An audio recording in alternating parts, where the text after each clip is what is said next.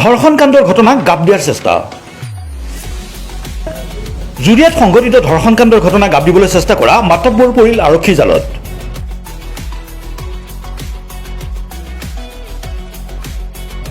জুৰিয়াৰ কালিয়াডিঙ্গাত সংঘটিত নাবালিকা ধৰ্ষণ কাণ্ডক ধনৰ বিনিময়ত মীমাংসা কৰি গাপ দিবলৈ চেষ্টা কৰাৰ অভিযোগত আৰক্ষীৰ জালত মাতব্বৰ আইজুল হক।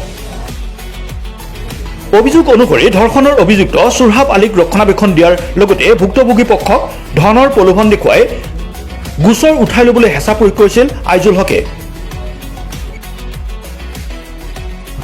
ইতিমধ্যে ধৰ্ষণৰ মূল অভিযুক্ত সুৰহাব আলীক গ্ৰেপ্তাৰ কৰাৰ পিছত আৰক্ষীৰ তদন্তত ধনৰ লেনদেনৰ তথ্য পোহৰলৈ আহিছে।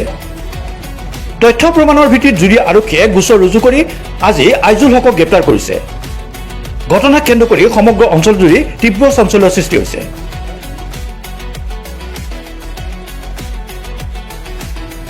কেমেৰা পাৰ্চন নাজিমুদ্দিনৰ সহযোগত ষ্টাফ ৰিপৰ্টাৰ কৌশিক দে ৰিপৰ্ট ইউনিভাৰ্চেল নিউজ।